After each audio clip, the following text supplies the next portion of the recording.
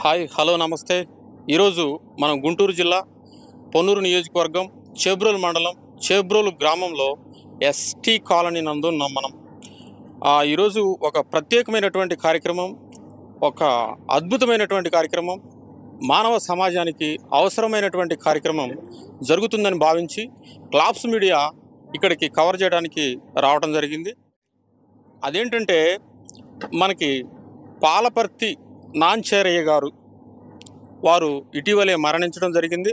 వారి కుమారుడు పాలపర్తి బాలాజీ గారు వారి యొక్క నాన్నగారి అంత్యక్రియలని పూర్తిగా బౌద్ధ ఆచార సాంప్రదాయాలతో చేయడంతో పాటు ఈరోజు వాళ్ళ నాన్నగారి వర్ధంతి, దాని బౌద్ధంలో పుణ్య నుమోదన అనేటువంటి కార్యక్రమాన్ని కంప్లీట్గా బౌద్ధ ఆచార సాంప్రదాయాలతో కొనసాగించి ముగించడం కూడా జరిగింది. ఈ సందర్భంగా మనం బాలాజీ గారు మరి వారితో పాటు ఉన్నటువంటి కొంతమంది ఎస్సీ ఎస్టీ ఎంప్లాయీస్ అసోసియేషన్ సభ్యులు, అలాగే బౌద్ధులు, అంబేద్కరైట్స్ ఉన్నారు.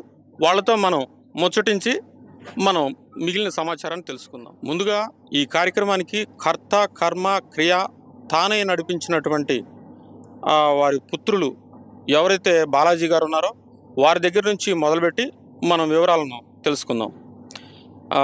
నమస్తే బాలాజీ గారు. Jai Bhim sir. Okay, thank you. మీకు జై భీమ్, నమో బుద్ధాయ. జై భీమ్ సార్. థ్యాంక్ యూ అండి. ముందుగా మీరేం చేస్తారు? మీ పూర్తి పేరేంటి? నా పేరు పాలపర్తి బాలాజీ అండి. నేను జిల్లా పరిషత్ హై స్కూల్ అమర్తూరు మండలం, బాపట్ల జిల్లా అమర్తూరు మండలం మూల్పూర్ నందు మ్యాథ్స్ టీచర్గా వర్క్ చేస్తూ ఉన్నాను సార్.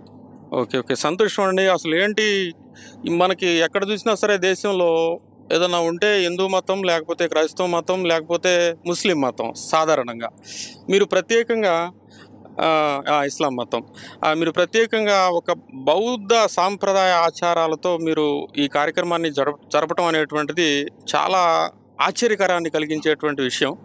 దీనిపైన మీరు ఎలా స్పందిస్తారు?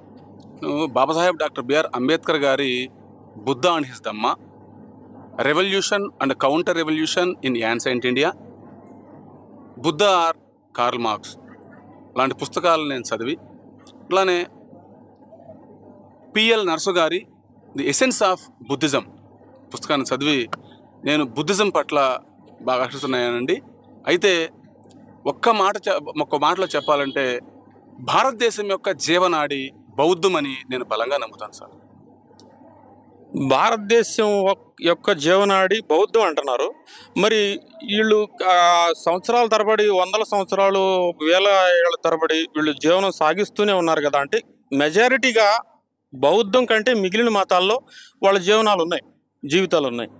మరి బౌద్ధాన్ని మాత్రమే ఎందుకని మనం అల్టిమేట్ అని చెప్పేసి చెప్పాలి సార్?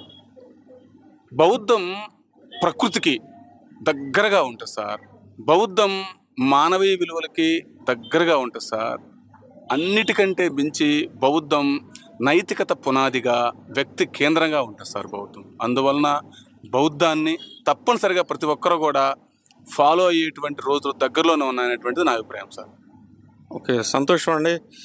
మీకు ముందుగా అసలు చాలా అభినందనలు ఇటువంటి గొప్ప కార్యక్రమాలు చేస్తున్నందుకు. అంటే ఇది కేవలం మీ వ్యక్తిగత ఆత్మ సంతృప్తి కోసమేనా, లేకపోతే బౌద్ధాన్ని మరింత విస్తృతంగా సమాజంలోకి కానీ రాష్ట్రంలో కానీ తీసుకెళ్లాలనేటువంటి ఉద్దేశం, ఆశ, కోరికలు ఏమైనా ఉన్నాయా? ఇది తప్పనిసరిగా సామాజికంగా డాక్టర్ బాబాసాహెబ్ అంబేద్కర్ గారు ఇచ్చినటువంటి పిలుపులో, ఆ ఉద్యమంలో ఇది కూడా ఒక భాగం సార్. బౌద్ధ ఉద్యమంలో నేను చేసినటువంటి ఈ చిన్న గోరంత పని కూడా దాంట్లో భాగంగానే నేను చూస్తూ ఉన్నాను సార్. నా వ్యక్తిగతంగా అయితే నేను చూడటం లేదు సార్. ఓకే. అంటే ఇప్పుడు పూర్తిగా మీ కుటుంబ అంగీకారంతోనే ఈ కార్యక్రమాన్ని చేస్తున్నారా, లేకపోతే వాళ్ళకి ఇష్టం ఉండి ఇష్టం లేక కూడా మీరు సొంత నిర్ణయంతో ఈ కార్యక్రమాన్ని మిగతా వాళ్ళతో నాకు అనవసరం, నా కుటుంబ సభ్యులు కంటే కూడా నాకు బౌద్ధం ముఖ్యం అనేటువంటి దాంతో ఏమైనా చేస్తున్నారా? అంటే కుటుంబంలో నా ఒక్కటి నిర్ణయమే ఫైనల్ కాదు కదా సార్. ఎందుకంటే ఈ కార్యక్రమం చేస్తూ ఉన్నాము అని అంటే నా ఒక్క నిర్ణయం ఫైనల్ కాదు కదా సార్. అందరితో నేను డిస్కస్ చేసిన తర్వాతనే వారి అందరితో మాట్లాడి వారి నిర్ణయాన్ని కూడా తీసుకొని ఫైనల్గా మేము అందరం కూడా కలిసి ఈ సాంప్రదాయం ప్రకారం, బౌద్ధ సాంప్రదాయం ప్రకారం మా నాన్నగారు అంత్యక్రియలు చేయాలని మేము నిర్ణయించుకుని దాని ప్రకారమే చేశాం సార్. భవిష్యత్తులో మీ పిల్లల పెళ్ళిళ్ళు కావచ్చు, మిగిలిన కార్యక్రమాలు ఏవైనా కావచ్చు, వాటిని కూడా ఈ ఆచార సాంప్రదాయాల ప్రకారమే నడిపిస్తారా, లేకపోతే వారి ఇష్టాలకి వాళ్ళని వదిలేస్తారా? అంటే ఖచ్చితంగా చెప్పాలంటే సార్, ఆ వ్యక్తి స్వేచ్ఛకు బౌద్ధంలో చాలా ఎక్కువ ఇంపార్టెన్స్ ఉంది సార్. నా వ్యక్తిగతంగా అయితే నా పిల్లల పెళ్ళిళ్ళు బౌద్ధ సాంప్రదాయంలో చేయాలనేది నాకు ఉన్నది. కానీ వారు రేపటిని చెప్పలేను కాబట్టి బౌద్ధంలో భవిష్యత్తు లేదా ఈ భూతకాలం కంటే కూడా ప్రజెంట్ వర్తమానంలోనే బ్రతుకుతూ వాస్తవాన్ని ఉన్నట్టుగా చూడమనేది బౌద్ధం చెప్తుంది. కాబట్టి ఫ్యూచర్ నేను చెప్పలేను సార్. కానీ వ్యక్తిగతంగా అయితే ఈ సాంప్రదాయంలోనే నా పిల్లల పెళ్ళిళ్ళు కూడా కావాలనుకుంటా ఉన్నాను. నా పిల్లలు కూడా దానికి అనుగుణంగా ఉంటే నాకు చాలా ఆనందం, నా ప్రకారం జరుగుతాం. లేదు అని చెప్పేసి వారికి ఏది నిర్ణయం తీసుకుంటే కూడా వారి వ్యక్తిగత స్వేచ్ఛకు నేను అడ్డు రాను సార్. బౌద్ధం చెప్తుంది అది. ఓకే, సంతోషం. మీరు బౌద్ధం ప్రకారమే ఏదైనా సరే వెళ్తారు. అది వారి స్వేచ్ఛనా, లేకపోతే వారు బౌద్ధానికి వచ్చినా రాకపోయినా స్వేచ్ఛకు మాత్రం భంగం కలిగించడం అనేటువంటి కాన్సెప్ట్ మీది. సార్, ఇక మనం చూస్తే ఇండియాలో బౌద్ధుల శాతం పెరుగుతున్నట్లుగా ఇటీవల మనకు చెప్తున్నటువంటి స్టడీస్ కానీ అనాలిసిస్ కానీ ఉంది. అయితే దీన్ని మనం ఎలా చూడొచ్చు? సార్, నిజంగా దాదాపుగా 2500 సంవత్సరాల క్రితం ఈ భారతదేశంలో బౌద్ధం వేళ్ళూనుకొని దాదాపుగా 1000 సంవత్సరాలు అప్రతిహతంగా విరాజిల్లినటువంటి బౌద్ధ మతం అనేకమైనటువంటి కారణాల వలన ఈ భారతదేశంలో చాలా క్షీణ దశకు దాదాపు క్షీణించలేదు, కానీ దాదాపుగా 0 లోనే ప్రజెంట్ బౌద్ధ మతస్థులు ఉన్నారు. కానీ రాహుల్ సాంకృత్యాయన్, భదంత ఆనంద కౌసల్యాయన్ వీరి కృషి అమోఘం భారతదేశంలో బౌద్ధ మత వ్యాప్తికి. దీనికంటే కూడా బాబాసాహెబ్ డాక్టర్ బిఆర్ అంబేద్కర్ ఎప్పుడైతే 2000 పుస్తకాలకు పైగా బౌద్ధ పుస్తకాలను చదివి బుద్ధ అండ్ హిస్ ధమ్మ రాసి వారు ఈ బౌద్ధాన్ని తీసుకోవడానికి కొన్ని లక్షల మంది, దాదాపు సుమారుగా 6 లక్షల మంది అనుయాయులతో నాగపూర్లో బౌద్ధ మతాన్ని తీసుకోవడం అనేటువంటిది ఓ పెద్ద బౌద్ధ విప్లవంగా ఈ భారతదేశంలో నేను దాన్ని అభివర్ణిస్తాను. నేను అనుకోవడం దాదాపుగా ఎక్కువ శాతం మంది ఈ రోజున భారతీయులు బౌద్ధం పట్ల ఎక్కువగా ఆకర్షితులు అవుతున్నారంటే నేను ఖచ్చితంగా బాబాసాహెబ్ డాక్టర్ బిఆర్ అంబేద్కర్ గారి యొక్క బౌద్ధ విప్లవమే అని చెప్పేసి నేను 100% నమ్ముతా ఉన్నాను సార్. దాని ఫలితమే ఈరోజు బౌద్ధం విపరీతమైనటువంటి వ్యాప్తి సార్. ఓకే, దేశంలో మిగిలిన మతాల్లాగా బౌద్ధం జనాల్లోకి, వాళ్ళ హృదయాల్లోకి వెళ్ళి ఓన్ చేసుకోలేకపోవటానికి గల కారణాలు ఏమని చెప్తారు మీరు? అంటే నాకంటే కూడా sir Babasaheb doctor BR Ambedkar ఖచ్చితంగా వారికి సూచన చేస్తారు.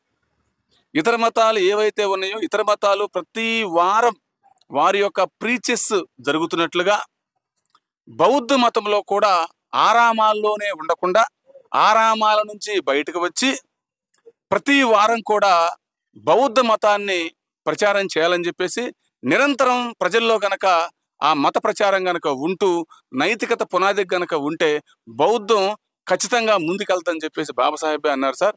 సో దాన్ని నేను బలంగా నమ్ముతా ఉన్నాను సార్. ఈరోజు ఖచ్చితంగా అనేక మాధ్యమాల ద్వారా బౌద్ధం అనేటువంటి దాన్ని ప్రజల్లోకి తీసుకెళ్లాల్సినటువంటి అవసరం ఉంది సార్.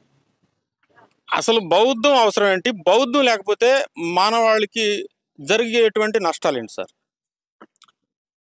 బౌద్ధమే ఇప్పుడు బౌద్ధంలో దీఘనికాయలో విశ్వం యొక్క ఆవిర్భావం,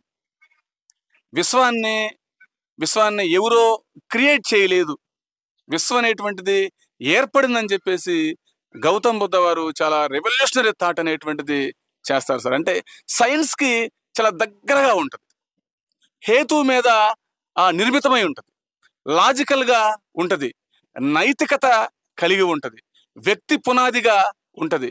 ఎన్ని విలువలు ఉన్నటువంటి మానవీయత కలిగినటువంటి మతం బౌద్ధ మతం కాక మరి ఏం చెప్తాం సార్? బౌద్ధానికి ఇన్ని అర్హతలు ఉన్నాయి కాబట్టి ఖచ్చితంగా బౌద్ధం అనేటువంటిది ప్రజల్లోకి వెళ్ళాలనేటువంటిది మా యొక్క ఆ కోరిక సార్. అట్లానే బాబాసాహెబ్ డాక్టర్ బిఆర్ అంబేద్కర్ గారు ఒక మాట చెప్తారు, రాజ్యాంగంలో నేను స్వేచ్ఛ, సమానత్వం, సౌభ్రాతృత్వాలని ఫ్రెంచ్ రెవల్యూషన్ తీసుకున్నానని చెప్పి చాలా మంది అపోహపడుతూ ఉంటారు. కాదు, అట్లాంటి స్వేచ్ఛ, సమానత్వం, సౌభ్రాతృత్వాన్ని నేను బౌద్ధ పునాదులను తీసుకున్నానని చెప్పేసి వారు చెప్తారు. ఇంకా దీనికి నిదర్శనం ఇంకేం కావాలి సార్? ఈనాడు మనం మానవాళ్ళంతా కూడా మనం జనరల్గా అనుకునేటువంటిది ఏంటంటే, వారు విధుల రీత్యా కావచ్చు, లేకపోతే ఈ సమాజంలో ఉన్నటువంటి మాధ్యమాల రీత్యా కావచ్చు, వాళ్ళంతా స్ట్రెస్ బాగా బిజీ అయిపోయారు.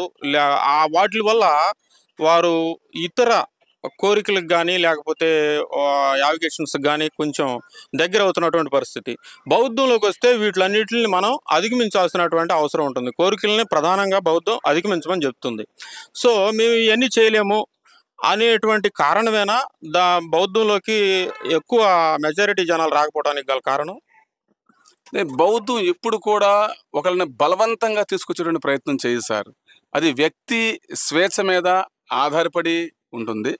దాన్ని కొంచెంగా అంటే ఈ రకం కాస్త ఇది ఓకే. నేను అంటుంది ఏంటంటే, వాళ్ళకి ఈ కోరికలకి అన్నిటికీ బానిసలు అయిపోయారు కాబట్టి ఆ కోరికలు మేము తగ్గించుకోలేము, అందువల్లే మేము బౌద్ధంలోకి రాలేము అనుకుంటున్నారా అంటే అని వాళ్ళ భావన. అంటే ఒరిజినల్ గా సార్, అంటే కోరిక అనేటువంటి దాన్ని మనం చూసేటువంటి ఆ దృష్టికోణాన్ని బట్టి ఆధారపడి ఉంటుంది సార్.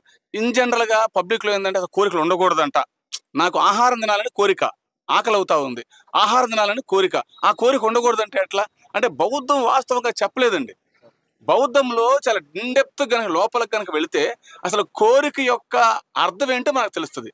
తెలియకుండా పైన ఉపరితలం మీద మాత్రమే బౌద్ధాన్ని ఆ కోణంలో కనుక చూస్తే ఇబ్బందికరంగా అనిపిస్తుంది. ఇన్డెప్త్ కనుక వెళితే ఖచ్చితంగా కోరిక కనుక అర్థం కనుక తెలిస్తే చాలా విలువైనటువంటి బౌద్ధంగా అర్థమవుతాం సార్. కాబట్టి ఉపరితలం మీద చూడకూడదు సార్, దాన్ని చాలా లోపలికి ఇన్డెప్త్గా దాన్ని చూడాలి సార్. సరే మీకు ఇప్పుడు ఆఖరి ప్రశ్న. సహజంగా దేశంలో కానీ ప్రపంచంలో కానీ ఎక్కడైనా ఏ మతం ఉన్నా సాధారణంగా ఈక్వాలిటీస్ మతంలో దాదాపుగా అన్ని మతాల్లో లేనట్టే మనం అనుకోవాలి. ఎందుకంటే ఈరోజు స్త్రీని సమానంగా ఏ మతం కూడా చూడట్లా. ఇప్పుడు బౌద్ధ విషయానికి వచ్చేసరికి ఇప్పుడు కుల సమానతను బౌద్ధం పాటిస్తుంది. కులాలు లేవని చెప్తుంది, మనుషులందరూ ఒకటే అని చెప్తుంది. అలాగే తర్వాత వర్ణాలు కూడా లేవు, ఈ మనుషులందరూ ఒకటే అని చెప్తుంది. స్త్రీకి బౌద్ధం ఇచ్చేటువంటి విలువేంటి? స్త్రీని బౌద్ధం ఎలా చూస్తుంది? పురుషునితో సమానంగా చూస్తుందా? మిగిలిన మతాల్లాగే పురుషుడు తర్వాతే స్త్రీ అంటుందా? బౌద్ధంలో మొట్టమొదట పురుషులకు మాత్రమే స్థానం ఉండేదండి. అది కొంతకాలం పోయిన తర్వాత స్త్రీలు కూడా కొంతమంది చైతన్యవంతులై బుద్ధ తల్లిగారైనటువంటి గౌతమి నాయకత్వాన కొంతమంది మేము కూడా బౌద్ధంలో చేరుతాము, మాకు కూడా దీక్షను మీరు ఇప్పించండి అని అంటే గౌతమ బుద్ధుల వారు కొంత తటపడాయించినటువంటి మాట వాస్తవం. దీనికి మొదట్లోనే వారు అంగీకరించరు. దీని మీద అనేక అనుమానాలు బయలుదేరి ఆనందుడు చాలా బాధపడుతూ నిందాపూర్వకంగా గౌతమ బుద్ధుల వారిని కొన్ని ప్రశ్నలు వేస్తారు. మీకు స్త్రీలంటే మీకు ఇష్టం లేదనో, స్త్రీలను మీరు కావాలని మీరు మన సంఘంలో చేర్చుకోవట్లేదనో, ఇట్లాంటి సందేహాస్పదమైనటువంటి కొన్ని ప్రశ్నలు వేసిన మీదట గౌతమ బుద్ధుల వారు అదేం కాదు, నువ్వు అనుకుంటున్నట్లుగా స్త్రీల మీద నాకు ఎటువంటి ద్వేషం లేదు, స్త్రీ పురుషులు ఇరువురు కూడా సమాన ప్రతిభ కలిగిన వారే, సమాన సామర్థ్యం కలిగిన వారే, ఇరువురిని కూడా సమానంగానే నేను చూస్తాను. కానీ ఏమైనా అంటే పురుషులు ఆరామాలు ఉన్నాయి, మళ్ళీ స్త్రీలకు కూడా మళ్ళీ దీక్ష ఇచ్చి మళ్ళీ ఆ ఆరామాలు కూడా మనం ప్రారంభిస్తే ఏమైనా రేపొద్దున పొరపాట్లు ఏమైనా జరగవచ్చేమనేటువంటి ఒక అనుమానం కొద్దీ, ఒక భయం కొద్దీ నేను కొంచెం సంశయిస్తున్నటువంటి మాట వాస్తవమే. కానీ ఇక్కడ పురుషుడు ఎక్కువ, స్త్రీ తక్కువ అనేటువంటి దానికి అసలు చోటే లేదు.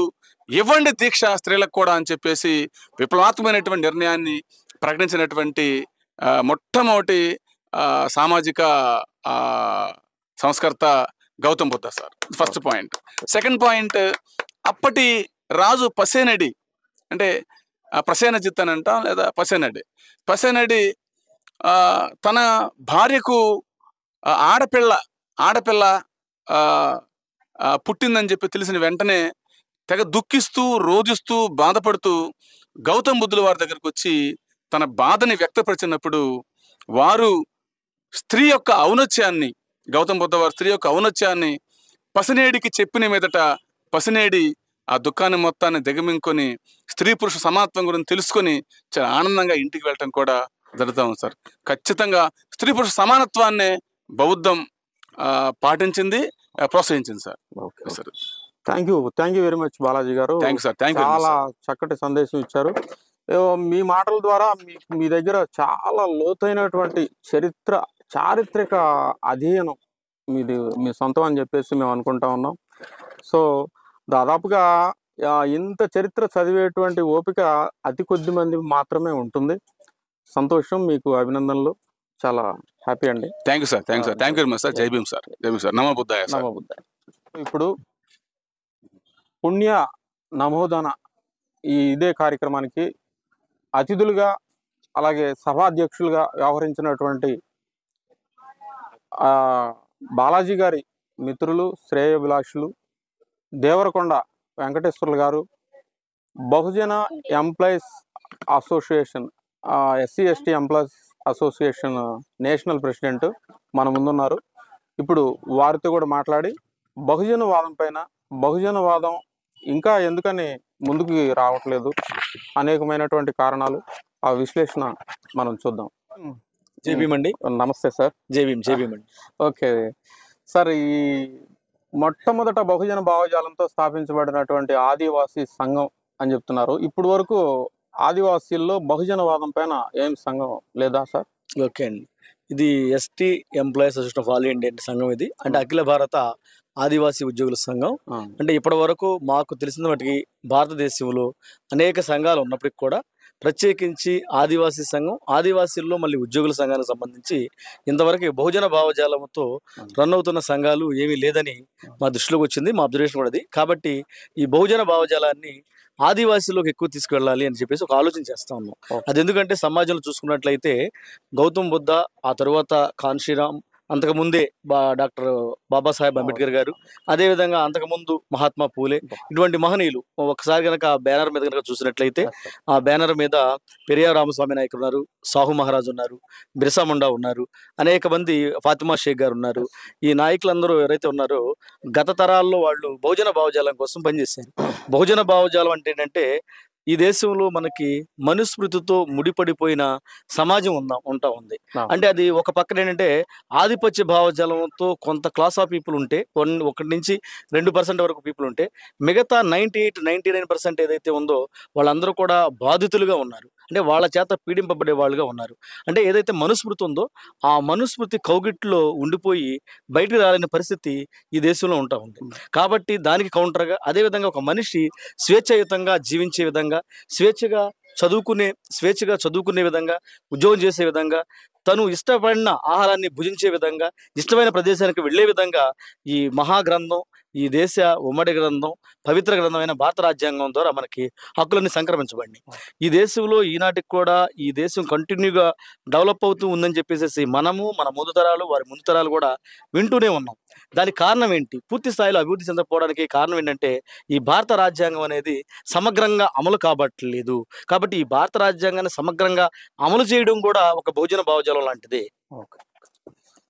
Okay sir. ఇప్పుడు నాది ఒక ప్రశ్న ఏంటంటే, బాబాసాహెబ్ అల్టిమేట్గా మనకు చెప్పింది ఏంటంటే, మీరు ఏ మతంలో అయినా జీవించండి కానీ హిందూ మతంలో జీవించొద్దు అన్నారు. అంటే దట్ మీన్స్ మనకి క్రైస్తవ మతం తీసుకోమని చెప్పలేదు ఆయన కూడా, అఫ్ కోర్స్. కానీ ఎస్టీలు అంటే మీరు ఒక ఆదివాసీ ఎంప్లాయీస్ అసోసియేషన్కి ప్రెసిడెంట్గా ఉన్నారు కాబట్టి నేను అడుగుతున్నాను, ఎస్టీలు ఇంకా మెజారిటీ పీపుల్ 90 అబోవ్ పీపుల్ ఇంకా హిందూ మతంలోనే, ఏదైతే మనం ఇప్పుడు దాకా మనువాద భావజాలం గురించి మాట్లాడుకున్నామో ఆ భావజాలం మిళితమైన ఉన్నటువంటి మతంలోనే ఎందుకని ఇంకా ఉంటున్నటువంటి పరిస్థితులు కారణాలు ఏంటి? ఓకే.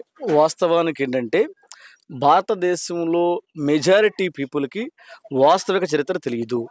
వాస్తవిక చరిత్ర అనేది కనుమరుగైపోయింది. అదేవిధంగా వాస్తవిక చరిత్రని వక్రీకరించి ఎవరి చేతుల్లో అయితే ఈ భూములు ఉన్నాయో, ఎవరి చేతుల్లో అయితే అధికారం ఉందో, ఎవరి చేతుల్లో అయితే విజయం ఉందో, వారు ఈ సమాజాన్ని తప్పుదోవ పట్టిస్తూ ఉన్నారు. అంటే ఈ రోజు నాటికి కూడా ఈ సమాజము, పాలన ఇవన్నీ చూసుకున్నట్లయితే ప్రజలు నిజమైన విషయాల్ని తెలుసుకోకుండా పక్కదారులు చూసే విధంగా కనిపిస్తూ ఉంది. అంటే వాస్తవమైన బాబాసాహెబ్ అంబేద్కర్ యొక్క జీవిత చరిత్రని, కాన్షీరామ్ గారి జీవిత చరిత్ర, అదేవిధంగా మహాత్మా పూలే జీవిత చరిత్ర, గౌతమ్ బుద్ధ చరిత్ర, ఈ చరిత్రలు వీళ్ళు చదవడానికి కొంత సమయం లేక, కొంత ఆ సోర్స్ ఆఫ్ బుక్స్ అనేది అవైలబుల్ లేక, మీరు అడిగిన దాని ప్రకారం ఆ ఆదివాసులు ప్రత్యేకంగా అడిగారు, ఎందుకు వీళ్ళు ఒక భావజాలంలో ఉండిపోయారు? ఆ భావజాలంలో మనుస్మృతి, ఒక మనిషిని మనిషిగా గౌరవించిన సంస్కృతి, మనిషిని మనిషిగా గౌరవించే సంస్కృతి మానవతావాదం, అదే బహుజనవాదం, అదే గౌతమ్ బుద్ధ చెప్పారు, అదే బాబాసాహెబ్ ఆచరించారు, అదే ఆ తర్వాత రోజుల్లో ఇప్పుడు మేము కూడా ఆచరిస్తూ ఉన్నాం. అంటే ప్రజలు చదువుకోవాలి. వాస్తవానికి మీరు ఆదివాసుల గురించి ప్రత్యేకంగా అడిగారు కాబట్టి ఈ రోజు నాటికి కూడా అంటే 2011 మనకి జనాభా లెక్కలు గణాంకాలు అందుబాటులో ఉంటే ఆంధ్రప్రదేశ్లో ప్రత్యేకించి 46% మాత్రమే అక్షరాస్యత ఉంది. మన సోదర రాష్ట్రమైన తెలంగాణలో 39% ఉంది. అంటే ఒక్కసారి గమనించండి ప్రియమైన అంటే ఇది చూసే వీక్షకులందరికీ కూడా చెప్తా ఉన్నాను. అంటే 77 సంవత్సరాల స్వతంత్ర భారతావనిలో, అదేవిధంగా 76 సంవత్సరాల నుంచి రిజర్వేషన్స్, అదేవిధంగా భారత రాజ్యాంగం అందుబాటులోకి ఉంటే సంవత్సరానికి 1% కూడా అక్షరాస్యత లేదు. అంటే ఇది ఆదివాసులు ఇంత తక్కువగా ఉంటే ఆ పైన కొద్దో గొప్ప ఎస్సీలకు సంబంధించి ఒక 55% అక్షరాస్యత ఉంది, బీసీలకి 60% మాత్రం అక్షరాస్యత ఉంది. అసలు అక్షరాస్యత లేకుండా ఈ సమాజం ఏంటో, ఈ మనిషి ఏంటో, మన గురించి ఏంటో తెలియడం అనేది చాలా కష్టమైన పని.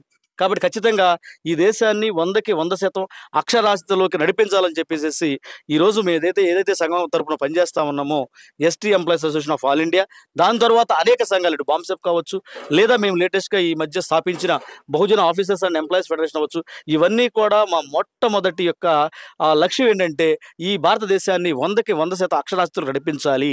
అంటే అక్షరాస్యత లేకుండా ఎంతమందికి ఏం బోధించినా ఏం చేసినా కూడా 100కి 100% మైండ్లోకి వెళ్ళదు. ఓకే. సంఘాలు బోల్డ్ అండి సార్. ఇప్పుడు మనం చెప్పాలంటే అంబేద్కరిస్టులందు నిజమైన అంబేద్కరిస్టులు వేరయ్యా అని మనం చెప్పుకోవచ్చు. ఎందుకంటే ఇక్కడికి అసలు రావడానికి కారణం ఏంటంటే నిజమైన అంబేద్కరిస్టులు ఇక్కడ ఉన్నారు అనేటువంటి ఉద్దేశంతో మేము రావడం జరిగింది. ఈరోజు అంబేద్కర్ గారి ఫోటో వెనకాల పెట్టుకొని కుల సంఘాలు పెట్టేటువంటి వాళ్ళు ఉన్నారు. ఆయన కులానికి ఎగ్నిస్ట్ అయినప్పటికి కూడా, కులాన్ని నిర్మూలన జరగాలని చెప్పినప్పటికి కూడా కుల సంఘాలు పెట్టి నడుపుతున్నటువంటి వాళ్ళే వెళ్ళి మళ్ళీ ఆయనకి దండలేసి నివాళులు అర్పిస్తున్నటువంటి పరిస్థితి. సరే, ఇప్పుడు అఖిల భారత ఆదివాస ఉద్యోగ సంఘం స్థాపన యొక్క ముఖ్య ఉద్దేశం ఏంటి సార్? ఈ సంఘం యొక్క ముఖ్య ఉద్దేశమే జ్ఞానాన్ని పంచాలి మొట్టమొదటిగా. అదేవిధంగా ఈ రోజున ఇప్పటికీ ఆదివాసులు అసలు ఈ దేశంలో బ్రతుకుతున్నామంటే దానికి కారణం ఏంటి, అసలు ఈ బ్రతకడానికి, అసలు జీవించే హక్కు ఇవన్నీ రావడానికి కారణం ఏంటి? ఆ యొక్క బ్యానర్ మీద ఉన్న మహనీయులు ఎవరైతే ఉన్నారో, గౌతమ్ బుద్ధ, మహాత్మా పూలే, బిర్సా ముండా, కొమరం భీం, ఫాతిమా షేక్, సాహు మహారాజ్, సావిత్రిబాయి పూలే ఎవరైతే ఉన్నారో వీళ్ళ వల్ల ఈరోజు బతుకుతున్నాం. అటువంటి గొప్ప వ్యక్తుల గురించి తెలియట్లేదు. కాబట్టి ఈ సంఘ స్థాపన మెయిన్ లక్ష్యమే బహుజన భావజాలాన్ని ప్రజల్లోకి తీసుకువెళ్ళాలి. అదేవిధంగా మేము ఎస్టీలకు మాత్రమే పరిమితం అవ్వకుండా సోదర ఎస్సీలు, బీసీలు, మైనార్టీలు అందరితో కలిసి పనిచేస్తున్నాం. ఇంకా గట్టిగా చెప్పాలంటే ఓపెన్ కాంపిటీషన్ ఎవరైతే ఉన్నారో ఓసీలు, అంటే other than BC, ST, minority ఎవరైతే ఉన్నారో ఆ ప్రజలకు మేమేం దూరం కాదు. మమ్మల్ని గౌరవించే వాళ్ళకి, బహుజన భావజాలను అర్థం చేసుకునే వాళ్ళకి మానవతావాదం, బహుజన భావజాలం అంటే మానవతావాదం, అది ఒక సామాజిక న్యాయం. ఈ న్యాయానికి ఎవరైతే కట్టుబడి ఉంటారో, ఈ న్యాయాన్ని అందించడంలో ఎవరైతే అడుగులు వేస్తారో వాళ్ళందరూ కూడా మా మిత్రులే. మేము ఓన్లీ ఎస్టీలకు మాత్రమే పరిమితమై లేము అని చెప్పి సందర్భంగా ప్రజలందరికీ తెలియజేస్తా ఉన్నాం.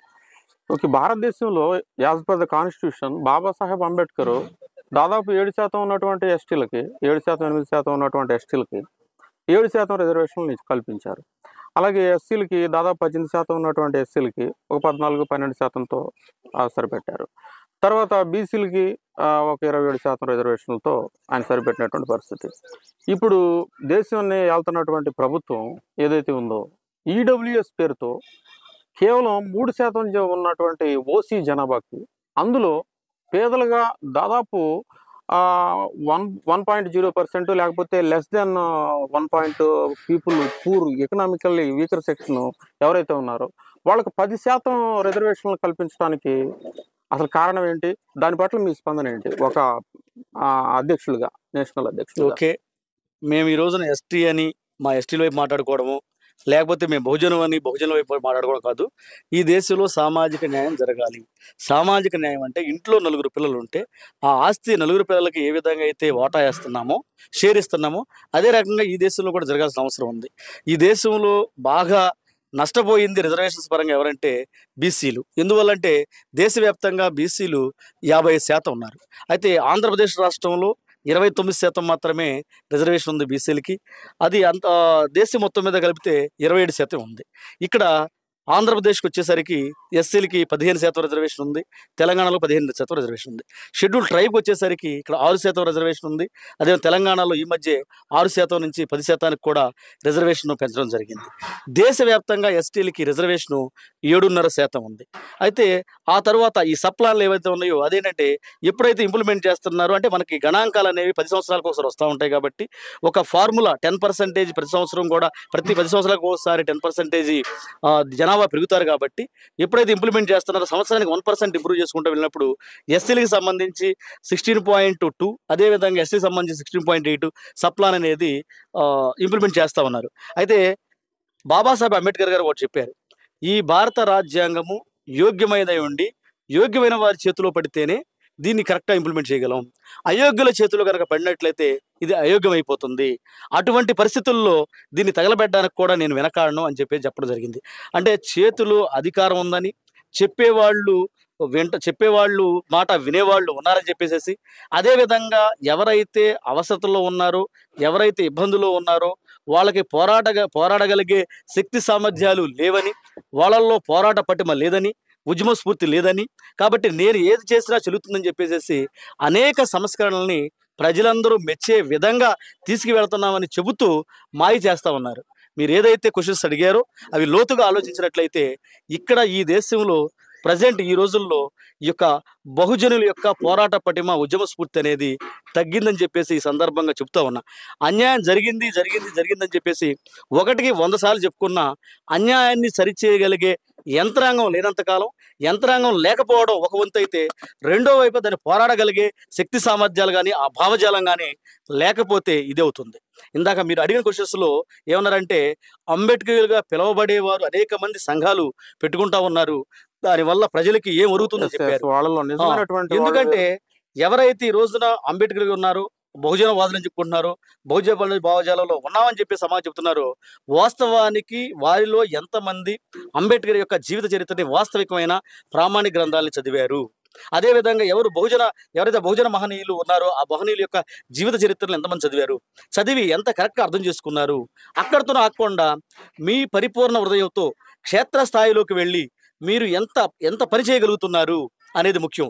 థియరీ ఉంటూనే ఆ థియరీని క్షేత్రస్థాయిలో గనక మనం ఇంప్లిమెంట్ చేయకపోతే ఎంత నేర్చుకున్నా కూడా ఉపయోగం లేదు. ప్రాక్టికల్ అనేది కావాలి. Okay, thank you. నెక్స్ట్ ఇంకేమన్నా సార్? ఇక్కడ అఖిల భారత ఆదివాసీ ఉద్యోగ సంఘాన్ని మీరు స్థాపించి ఎన్నాళ్ళు అవుతుంది? 5 years అయిందండి.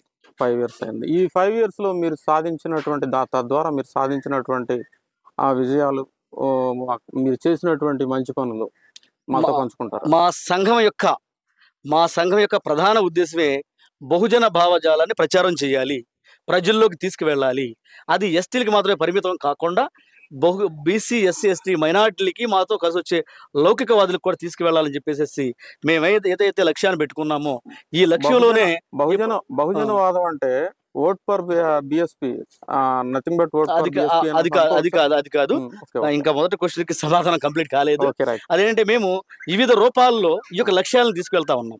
దాంట్లో ముఖ్యంగా ఏంటంటే జూమ్ సమావేశాల ద్వారా కరోనా టైంలో మనం ఇంట్లోంచి బయటికి వెళ్ళలేని సందర్భంలో కూడా ఆ సమయాన్ని వృధా చేయకూడదని చెప్పేసి మేము బహుజన భావజాలాన్ని స్ప్రెడ్ చేయడం కోసం జూమ్ ద్వారా అనేక వందలాది సభలు, సమావేశాలు పెట్టడం జరిగింది.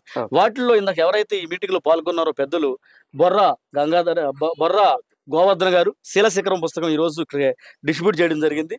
ఈ పుస్తకంతో పాటు 112 పుస్తకాలు వారు రాయడం జరిగింది. ఆయన కత్తి పద్మారావు గారు, అనేక మంది ఐఏఎస్ ఆఫీసర్లు, సాక్షాత్తు డాక్టర్ బిఆర్ అంబేద్కర్ గారి యొక్క మనవడ గారైన ప్రకాష్ అంబేద్కర్ గారు, ఇట్లా అదేవిధంగా ఇక్కడ మన మధ్యలోనే ఉన్న బాంబ్సెఫ్ చిరంజీవి గారు, బాలపర్తి బాలాజీ గారు, రాచగిరి మధుసూదన్ రావు గారు, కొమరగిరి శ్రీనివాసరావు గారు, ఇంకా అనేక మందితో ఈ క్లాసెస్ కండక్ట్ చేసాం. అంటే ఏంటి, ఎక్కడైనా ఏ ప్రజలైనా కొన్ని సాధిస్తున్నారు, కొన్ని సాధించలేకపోతున్నారు.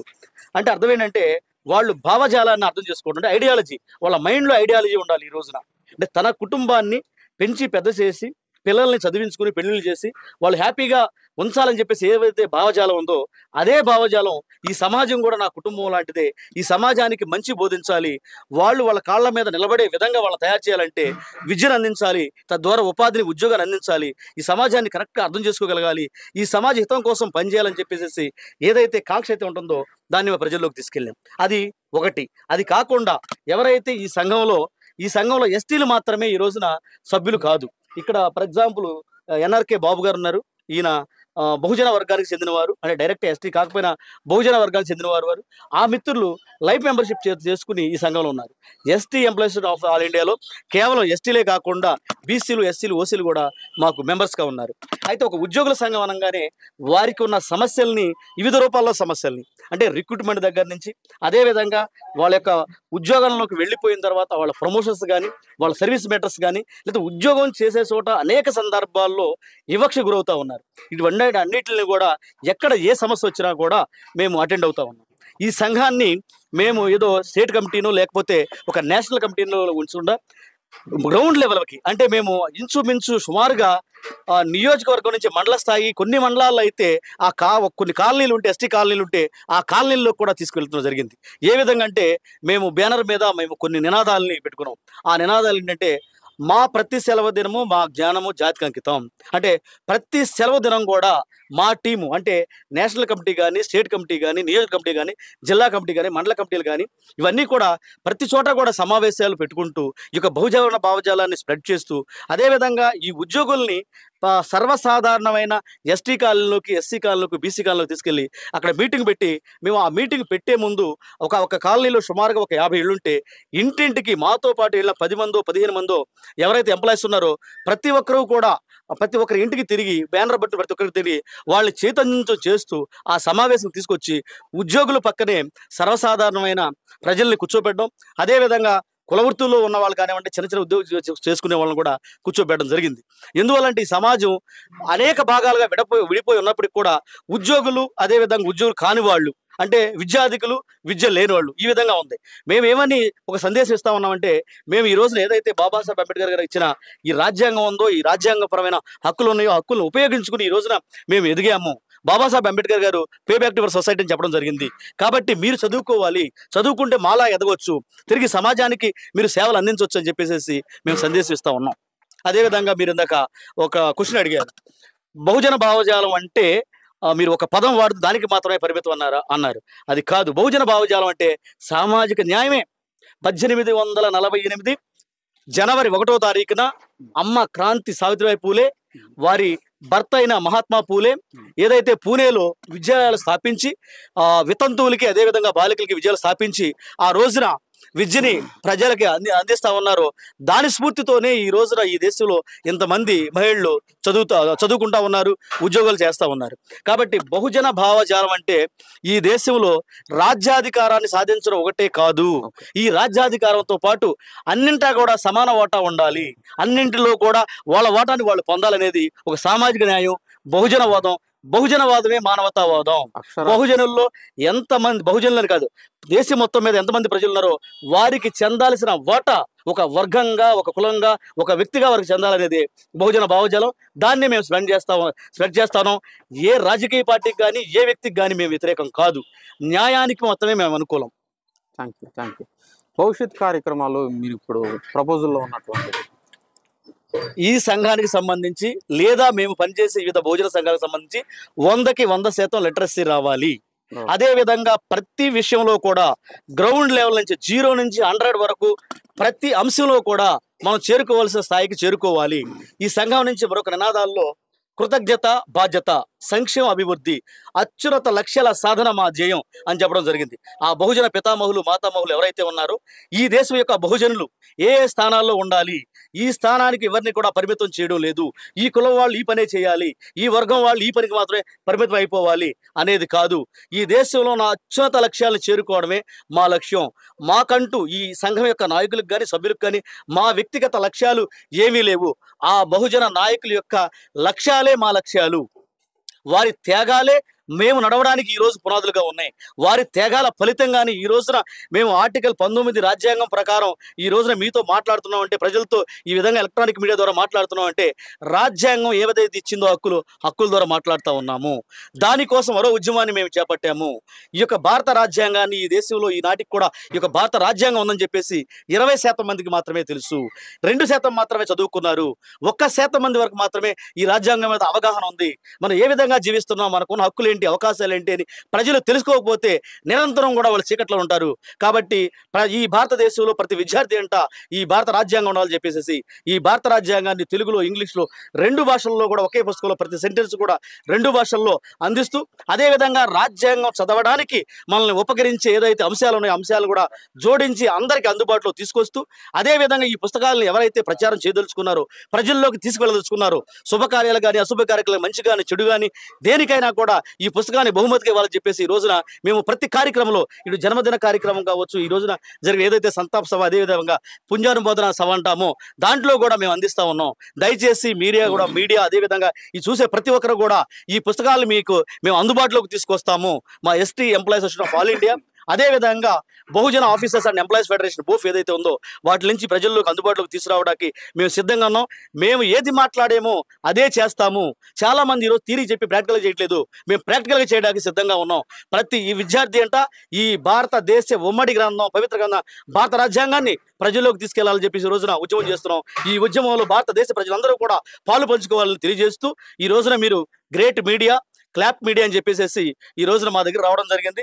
మీరు వచ్చేసి నీతిగా, నిజాయితీగా, ధర్మంగా, అంబేద్కర్ ఒకప్పుడు సీరియస్ జర్నలిస్ట్, ఆయన సీరియస్ రచయిత.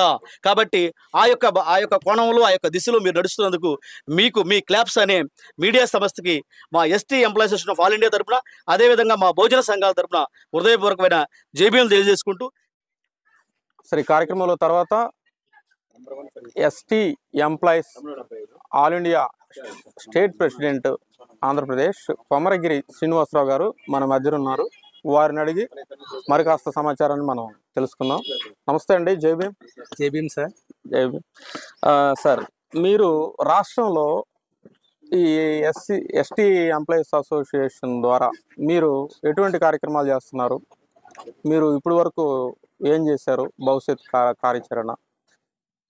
Okay sir, thank you sir. జై భీమ్. మేము ఇప్పటివరకు మా సంఘం తరపున మరి కరోనా టైంలో కానీ ఇతర టైంలో కానీ కరోనా టైంలో మరి మా సంఘం తరపున మరి పేద ప్రజలకి, మా ఎస్టీ కమ్యూనిటీస్ ఎక్కడున్నాయి అక్కడ మరి వాళ్ళకి కావాల్సినటువంటి రేషన్ కానీ, వాళ్ళకి కావాల్సినటువంటి మరి అన్ని బట్టలు కానీ అన్నీ కూడా మేము సమకూర్చడం జరిగింది మా సంఘం తరపున. తర్వాత మేము దగ్గర 200 పైన జూమ్ మీటింగ్ కండక్ట్ చేయడం జరిగింది.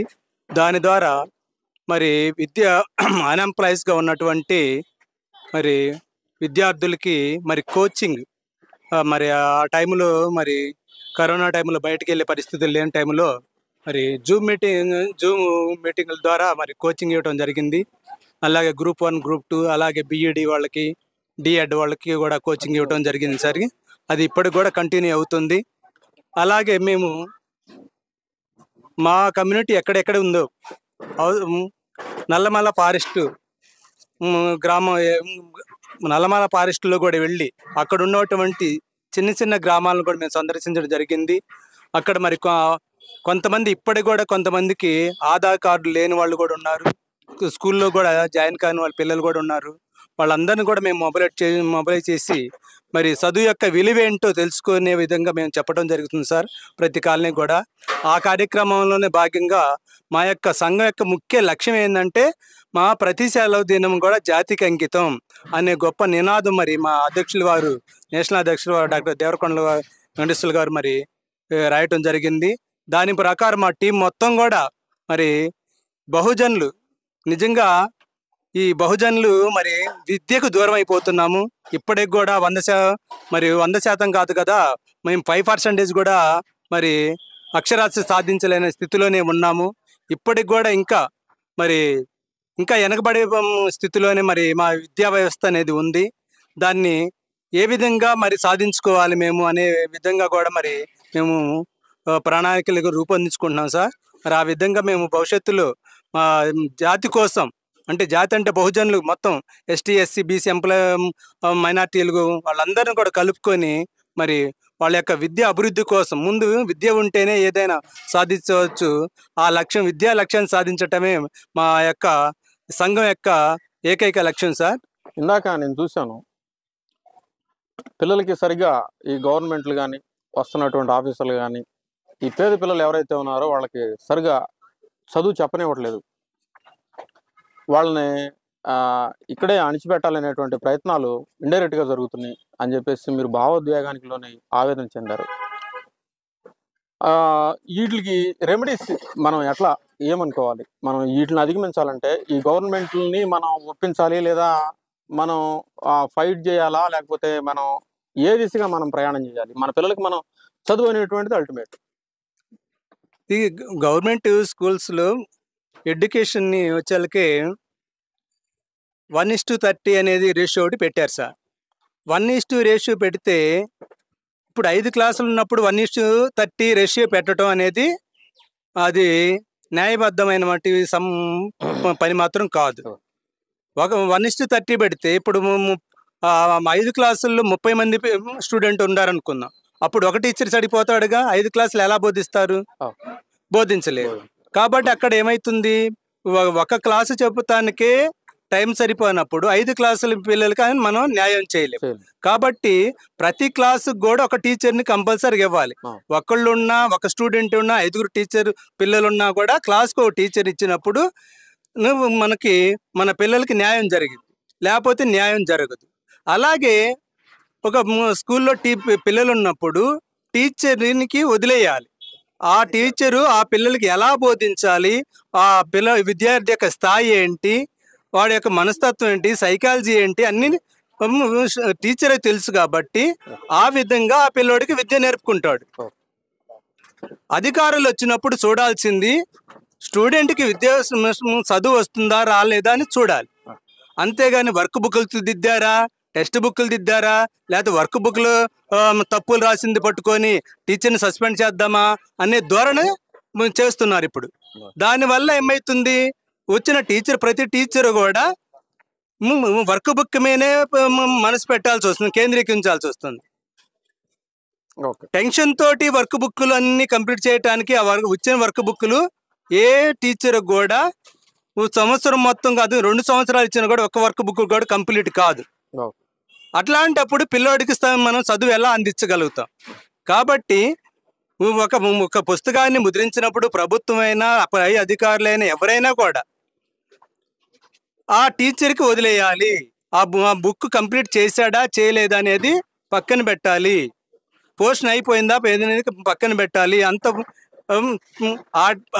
ఆ స్టూడెంట్కి వాళ్ళు అనుకున్న సామర్థ్యాలు సాధించారా లేదా అది చూడాలి. కానీ అది చూడకుండా వర్క్ బుక్లు దిద్దారా లేకపోతే ఇంకొకటి దిద్దారా అనేది పెట్టడం అనేది అది మంచి పద్ధతి కాదు. దానివల్ల విద్యార్థులకు చదువు రాకపోయినా టీచర్లు టెన్షన్తో పడుతూ ఆ వర్క్ బుక్ల మీద మనసంతా కేంద్రించి రకరకాలైనటువంటి సైడ్ దారులు వెతుక్కొని చేయటం తప్ప దానివల్ల విద్యార్థి నష్టపోతాడు, కానీ విద్యార్థి నష్టపోతాడు. దాని ఎఫెక్ట్ టీచర్ మీద కూడా పడుతుంది. టీచర్ కూడా సఫర్ అవుతూ ఉంటాడు. అయ్యో విద్యార్థికి సరైన విద్య రావటం లేదు అని బాధపడుతూ ఉద్యోగం చేయాల్సిందే తప్ప వాళ్ళు చెప్పిన దానికి ఒక స్వేచ్ఛ అనేది టీచర్కి ఇచ్చినప్పుడే విద్య అనేది పిల్లవాడికి సంపూర్తిగా పరిపూర్ణంగా వాడు మంచి స్థాయికి వెళ్తాడు. మీరు హై స్కూల్లో చెప్తారా సార్? లేదు సార్, నేను ఎలిమెంటరీ స్కూల్ LFL HM గా పనిచేస్తున్నాను సార్. నేను బెల్లంకొండ మండలం. ఓకే. తర్వాత మీ మిత్రుడు బాలాజీ గారు ఏదైతే ఈరోజు వారి తండ్రి గారి అంతిమ కార్యక్రమాన్ని బౌద్ధ సాంప్రదాయం ప్రకారం నిర్వహించారో దాన్ని మీరు ఎట్లా చూస్తారు? అది చాలా మంచి మంచి కార్యక్రమం సార్. ఎందుకంటే దేవుడు ఉన్నాడో లేడో అనేది మనకి ఎవరికి తెలియదు. అలాగే ఎదురుగా ఉంచుకున్నటువంటి మంచి జీవితాన్ని ఇచ్చినటువంటి తల్లిదండ్రులు మంచి జీవితాన్ని మంచి జీవితాన్ని ఇచ్చినటువంటి అంబేద్కర్ గారు ఉన్నారు. అలాగే వాళ్ళ తల్లిదండ్రులు ఉన్నారు. నిజంగా నేను ఉదయం వచ్చినప్పుడు నేను అనుకున్నది, బాలాజీ అనే ఒక వ్యక్తిని మా సంఘానికి, ST employees association of all India సంఘానికి ఇచ్చినందుకు వాళ్ళ తండ్రి గారిని నేను చాలా అభినందిస్తున్నాను సార్. ఆయన మా మధ్య లేరు ఇప్పుడు. మరి ఆయనకి మనస్ఫూర్తిగా మరి నేను అభినందనలు తెలియజేసుకుంటున్నాను. మరి అలాంటి వ్యక్తిని ఈ సమాజానికి ఇచ్చి సమాజంలో ఉన్నటువంటి జరుగుతున్నటువంటి అన్యాయాల మీద ప్రతి నిత్యం పోరాటేటువంటి ఒక వ్యక్తిని మాకు ఇచ్చారు. అందుకు వాళ్ళకి యాక్సెప్ట్ చెప్పుకుంటున్నాను సార్. మరి ఈ కార్యక్రమాన్ని మరి హిందూ ధర్మం ప్రకారం కాకుండా తాను నమ్మినటువంటి సిద్ధాంతం, అంబేద్కర్ గారి సిద్ధాంతం కానీ, అలాగే గౌతమ్ బుద్ధ గారి భావజాలాన్ని పుణికిపుచ్చుకున్నటువంటి బాలాజీ గారు ఈ విధంగా వాళ్ళ నాన్నగారికి బౌద్ధంలో మరి కార్యక్రమాలు చేయటం అనేది చాలా గొప్ప విషయమని నేను భావిస్తున్నాను సార్. అందుకు వారికి ధన్యవాదాలు తెలియజేసుకుంటున్నాను. విశ్వమానవ వాళ్ళకి ఇతర మతాల కంటే బౌద్ధం అవసరత ఏమన్నా ఉందా, లేకపోతే ఇతర మతాలతో పాటే బౌద్ధం కూడానా? లేదు సార్, అసలు ఇతర మతాలు అవసరం లేదని నా యొక్క ఒపీనియన్. ఎందుకంటే చర్చికి వెళ్తూ ఉంటారు, అలాగే గుడికి వెళ్తూ ఉంటారు, మళ్ళీ మసీదుకి వెళ్తూ ఉంటారు. వెళ్ళొచ్చిన తర్వాత అందరిని మనం అనలేము, అందరిని తప్పు పట్టలేము. కానీ 90% దాన్ని ఒక అదేమంట వినోదం లాగా చూస్తున్నారు తప్ప పోయేవాళ్ళు దాని వినోదంగానే భావిస్తున్నారు. అంతేగాని అక్కడ మనం ఏమి నేర్చుకుంటున్నాం అనేది తపంతో మాత్రం ఎవరు వెళ్తలేదు. అది మటుకి మీరన్నా నేనన్నా ఎవరన్నా కూడా జగవెరిగిన సత్యం. దాన్ని బయట పెట్టలేక చాలా మంది లోపల మాత్రం ప్రతి ఒక్కళ్ళకి ఉండిద్ది, ఇది తప్పు చేస్తున్నాము ఇది తప్పు చేస్తున్నాం అని ప్రతి ఒక్కళ్ళ మనసులో ఉండిద్ది. కానీ అది మాత్రము మూడు మాత్రం నేను అనేది చాలా తప్పు సార్. ఏదైనా బౌద్ధం అనేది ఒక మనిషి యొక్క నీతిని నిజాయితీని ప్రేరేపిస్తుంది. ఆ విధంగా నడుచుకోమని చెబుతుంది. ఆ విధంగా నడుచుకున్నప్పుడు సమాజం అనేది ఏ కుళ్ళు కుతంత్రాలు లేకుండా నడుస్తుంది. కాబట్టి బౌద్ధాన్ని స్వీకరించడం అనేది గొప్ప విషయము. అందులో డాక్టర్ బాబాసాహెబ్ అంబేద్కర్ గారు మరి ఆయన ప్రపంచ మేధావి. ఒక మన దేశానికో లేకపోతే 2 దేశాలకు సంబంధించిన వ్యక్తి కాదు, ప్రపంచ మేధావి తెలిసినంత మనలో ఆయన దాంట్లో గౌరంతా కూడా కాదు, తెలియదు మళ్ళీ. అలాంటి మేధావే మరి బౌద్ధాన్ని స్వీకరించినప్పుడు మనం ఎందుకు స్వీకరించకూడదు? అదే ఇందాక బాలాజీ గారు చెప్పినట్లుగా బౌద్ధంలో వ్యక్తిగత స్వేచ్ఛకు అక్కడ ఒక ప్రాథమికంగా ఒక విలువ ఉంది. కాబట్టి అందువల్ల బహుశా నాగపూర్లో ఏదైతే అక్టోబర్ 14, 1956లో నాగపూర్లో ఎప్పుడైతే బౌద్ధాన్ని ఆయన స్వీకరించారో దాదాపు 6 లక్షల మందితో, అప్పుడు ఎవరిని కూడా బలవంతం చేయలేదు. ఒకవేళ మీరు ఖచ్చితంగా జారండి బౌద్ధంలో అని చెప్పుకున్నట్లయితే ఈ భారతదేశంలో దాదాపు కోట్ల మంది దాంట్లో ఉండేవాళ్ళు ఇప్పటికి. సో దీనికి కారణం నేనైతే మరి అదే అనుకుంటున్నా. ఇప్పుడు బౌద్ధంలో వ్యక్తిగత స్వేచ్ఛకు ప్రాధాన్యత ఉంది, వాళ్ళ హక్కుకు ప్రాధాన్యత ఉంది అని చెప్పేసి ఇందాక బాలాజీ గారు ఏదైతే చెప్పారో దాని ప్రకారం బాబాసాహెబ్ ఎవరిని కూడా మ్యాండేట్గా జారమని చెప్పలేదు అని నేను అనుకుంటున్నాను. అవును సార్, అది వాస్తవం సార్. అది అంటే ఎవరిని కూడా ఇప్పుడు బౌద్ధంలో ఇప్పుడు ఎవరి ఇండివిజువల్గా సంబంధించినటువంటి అభిప్రాయాలు ప్రతి ఒక్కళ్ళకు ఉంటాయి. కాబట్టి మనం వాళ్ళందరినీ గౌరవించాలి. కాకపోతే ఒక విషయం ఏంటంటే ప్రతి ఒక్కళ్ళు తెలుసుకోవాలి, ఇది ఏది కరెక్టా ఏది తప్ప అనేది తెలుసుకోవాలి. అది తెలుసుకొని మనం సత్యం వైపు అడుగులు వేయాలి కానీ అసత్యం వైపు అడుగులు వేయకూడదు. కానీ మరి మన దౌర్భాగ్యం ఏంటో కానీ మంచిని ప్రేమించకుండా చెడు వైపునే ప్రేమిస్తున్నారు ప్రజలందరూ కూడా. వాడు పలానాడు తీసుకున్నాడు అంటే వాడు తీసుకున్నాడే మనోడు కూడా తీసుకుంటున్నాడుగా అన్న ధోరణితోటే ప్రతి ఒక్కళ్ళు ఉన్నారు కానీ కాదు ఇది తప్పు ఇది ఒప్పు అని చెప్పేది ఏ ధర్మశాస్త్రంలో కూడా మనకి కనిపించట్లేదు. ఒక బౌద్ధంలో మాత్రం మనకి స్పష్టంగా ఇది తప్పు ఇది రైటు అని చెప్పటం, అలాగే వ్యక్తి స్వేచ్ఛకి మరి ప్రాధాన్యం ఇవ్వటం అనేది మరి గొప్ప విషయం సార్ బౌద్ధంలో. మరి ఇది కూడా ఇంకా ముందు ముందు అందరూ తెలుసుకోవాలి. బౌద్ధం స్వీకరిస్తే ఈ సమాజం బాగుపడుతుందని నా యొక్క ప్రగాఢ విశ్వాసం. లేకపోతే ఇంకా ఈ స్కాములు, దోపిడీలు, వ్యక్తి స్వేచ్ఛకి ఏమి భంగం కలిగించటం, మాట్లాడితే లోపల పెట్టడం, అది పెట్టడం ఇది పెట్టడం జరుగుతాయి కానీ ఇంకోటి అయితే జరగదు. గత 20 సంవత్సరాల నుంచి మన రాష్ట్రంలో చాలా ప్రశాంతత ఉంది. ఏ ఎలక్షన్ జరిగినా ఏమి జరిగినా ఏంటి ఒక బౌద్ధ స్థాయిలో ఇవన్నీ జరిగినాయి. కానీ గత 5 సంవత్సరాల నుంచి చూసుకుంటే అవి జరగట్లేదు, ఇక్కడ కనబడతలేదు. రీసెంట్గా జరిగినటువంటి ఎలక్షన్లో చూసుకుంటే మళ్ళీ పునరావృతం అవుతుంది, ఏంట్రా బాబు అనేటటువంటి ఇది వచ్చింది. అంటే ఇక్కడ ప్రజలు కూడా గమనించాలి, ఒక మంచిని ప్రేమించాలి, మంచి వ్యక్తిని మనం సపోర్ట్ చేయాలి అనేది ప్రతి ఒక్క మనిషిలో వచ్చినప్పుడు సమాజం కూడా బాగుపడుతుంది. వీళ్ళే తప్పుడు వ్యక్తిని నిర్ణయించుకున్నప్పుడు వీళ్ళు కూడా ప్రమాదంలో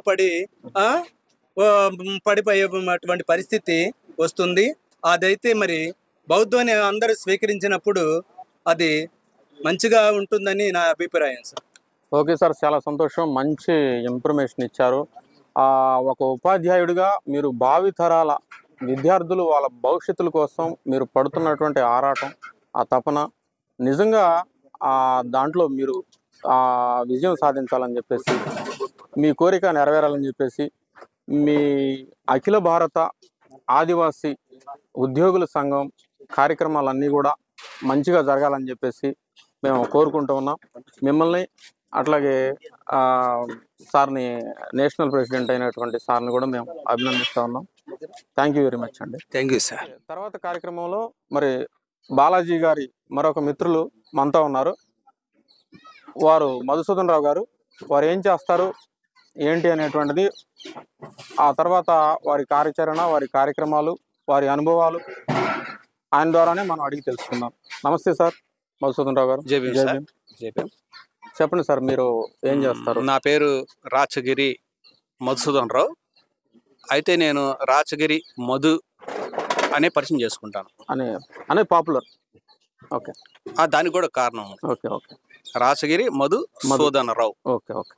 మధు అనే రాక్షసుడిని సంహరించిన వాడు Vishnumurthy.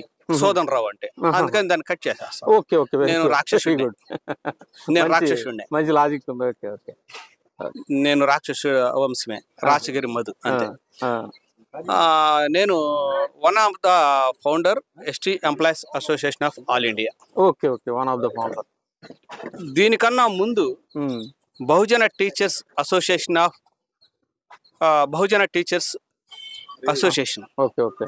BTA one of the founder. Okay okay.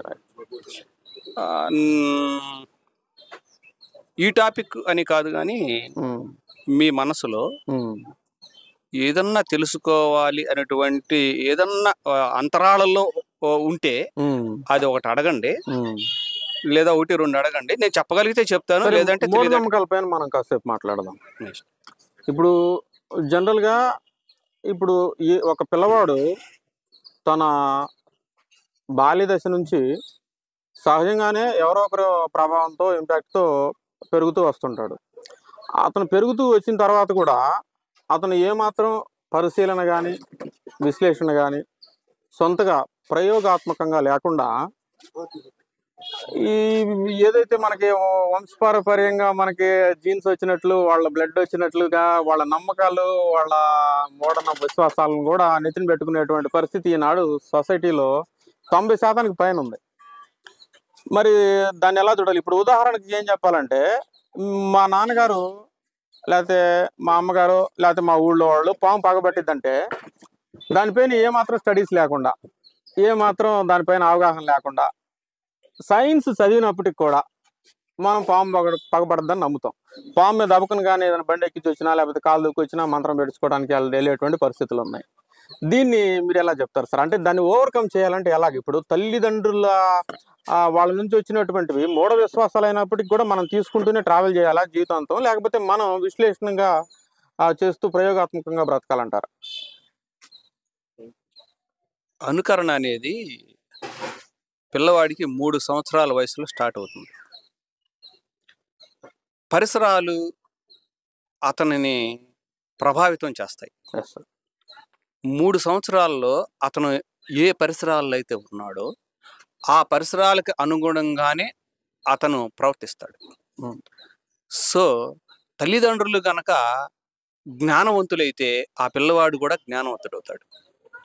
తల్లిదండ్రులు గనక మూఢనమ్మకాలని గనక విశ్వసిస్తే ఆ పిల్లవాడు కూడా మూఢనమ్మకాలనే విశ్వసిస్తాడు అతను లైఫ్ ఎండ్ అయ్యే వరకు.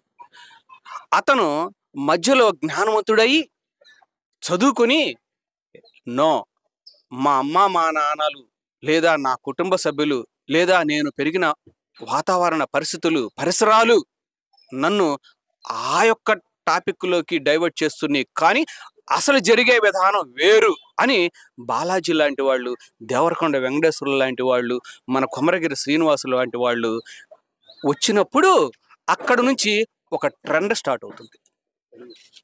అదే రెవల్యూషన్. అట్లాంటి రెవల్యూషన్ రావాలి అంటే ఇదిగో ఇలాంటి వ్యక్తులు ఇప్పుడు అవసరం ఈ సొసైటీలో.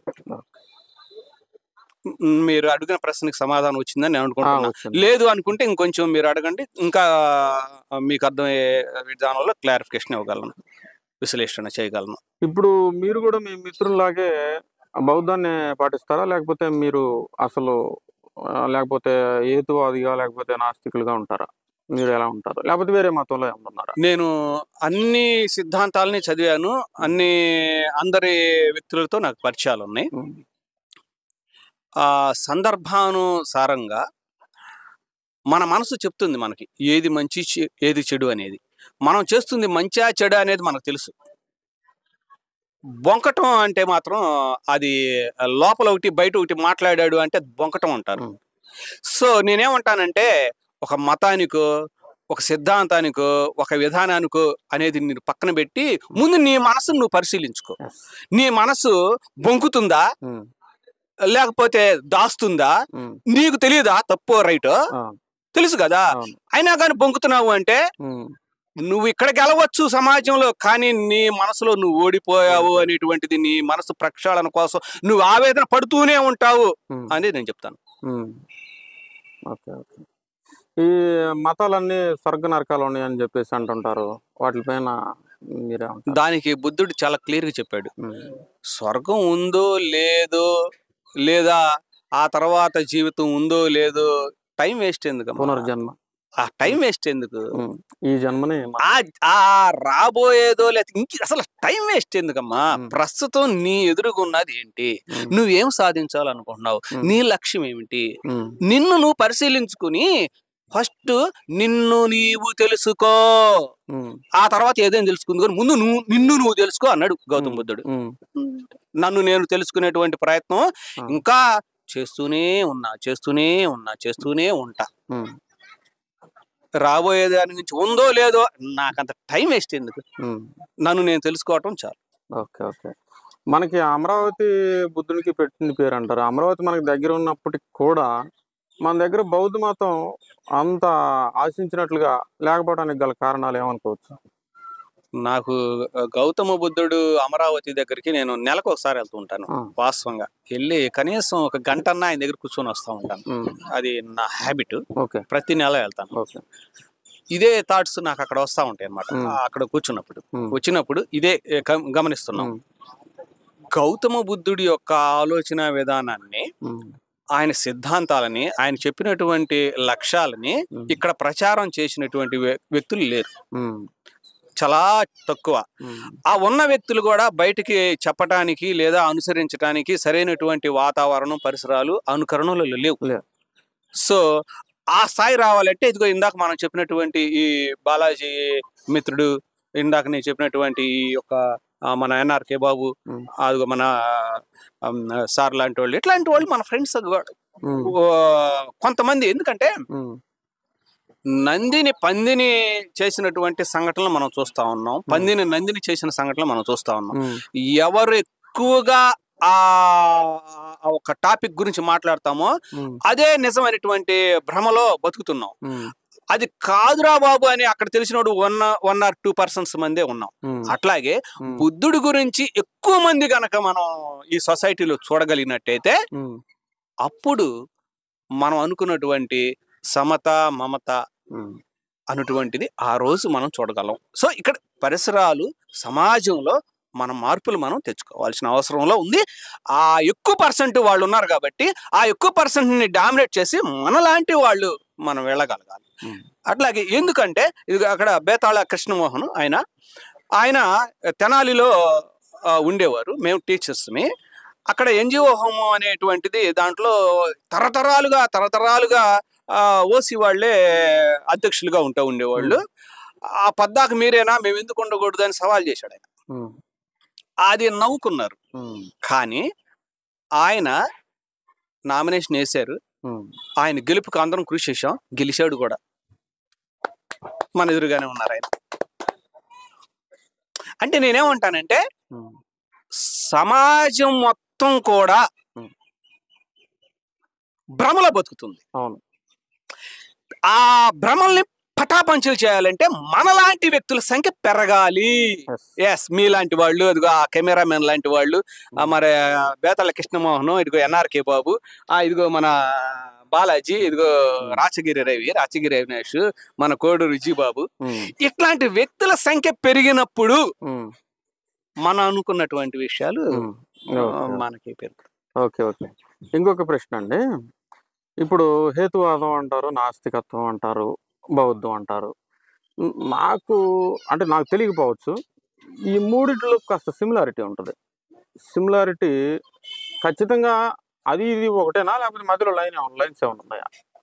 ఏం లేదు సార్. విషయం ఏంటంటే ఓపెన్ హార్ట్తో మాట్లాడే వ్యక్తిని హేతువాది అంటారు. అంతే, సింపుల్ లాజిక్. ఓపెన్ హార్ట్తో మాట్లాడితే హేతువాది అంటారు. లోపల ఒకటి బయట ఒకటి మాట్లాడితే మాత్రం అతను మాట్లాడే వెనక నిజాన్ని పరిశీలనతో నిజాన్ని ఇప్పుడు లోపల ఒకటి బయట ఒకటి అది కూడా ఒక మాట్లాడారు అనుకోండి, వెంటనే ఇతను హిందువా, క్రిస్టియనా, ముస్లిమా ఎవరో చూసుకుని ఆహా ఇంకేముంది అతను మాట్లాడింది ఆ మత గ్రంథం నుంచి కాబట్టి ఇక వాళ్ళు అదేమంటే అన్ని మతాల సారం ఒక్కడే అన్నాడు కాబట్టి సమసమానత్వం ఉంది కాబట్టి అని ఆయన ఓన్ చేసేసుకుంటారు. అక్కడ అతను మాట్లాడిన విషయం ఏంది, అది పక్కదావ పట్టేస్తారు. ఓకే సార్, చాలా మంచి సందేశం. ఆఖరిగా మీరు ఇక్కడ మన రాష్ట్రంలో బౌద్ధ స్థాపన కోసం మీరు ఎలా పిలుపునిస్తారు? మనము ఏ సత్యం మాట్లాడినా ఇది నేనే చెప్పాను నా గొప్పతనం అని కాకుండా, ఇది బాబాసాహెబ్ అంబేద్కర్ ఇచ్చినటువంటి సిద్ధాంతం, ఆ బాబాసాహెబ్ అంబేద్కర్ గారు బౌద్ధం నుంచి తీసుకున్నారు అనేటువంటి విషయం మనం పదే చెప్తూ ఉండాలి. అంటే ఇక్కడ ఏమవుతుందంటే సొసైటీలో ఒక మంచి విషయం చెప్తారు, ఎక్కడో చదివిన విషయం, ఏడో తెలుసుకునే విషయం నేనే చెప్తున్నాను అంటే తనే గొప్ప అనే ఫీలింగ్కి అక్కడ ఎక్స్పోజ్ చేస్తున్నాడు. నేనేమంటానంటే మీరు ఏం తెలుసుకున్నా, ఎక్కడ తెలుసుకున్నా బాబాసాహెబ్ అంబేద్కర్ గారు చాలా క్లియర్గా చెప్పారు, బౌద్ధం నుంచే అని.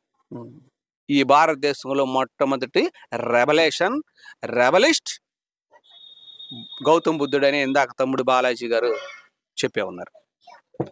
అంటే నేనేమంటానంటే వ్యక్తిగతంగా ఆపాదించుకోకుండా బుద్ధుడు నుంచి మేము తీసుకున్నాము లేదా ఆయన సిద్ధాంతం నుంచే మేము తీసుకున్నాం అనేటువంటి విషయం ప్రతి ఒక్కళ్ళు కనుక మనం ప్రచారం చేస్తూ ఉంటే అప్పుడు మీరు అనుకున్నటువంటి గౌతమ్ బుద్ధుడి యొక్క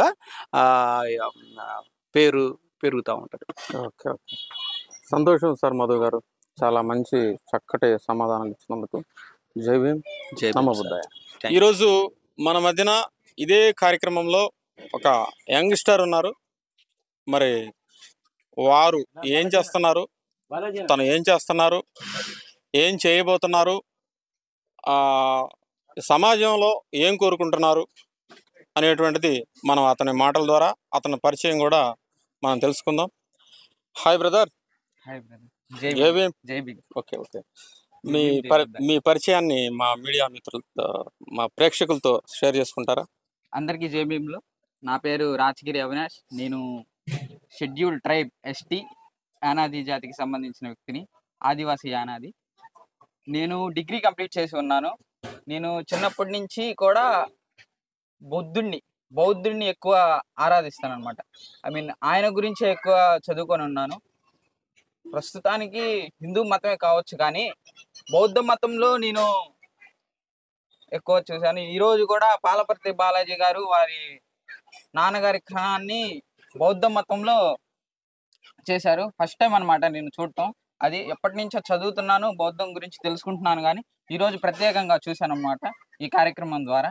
అలాగే నేను కూడా ఈ బౌద్ధాన్ని చాలా గొప్పగా చూస్తాను అనమాట. Okay okay. మీరు భవిష్యత్తులో బౌద్ధం కోసం మీరు ఎలాంటి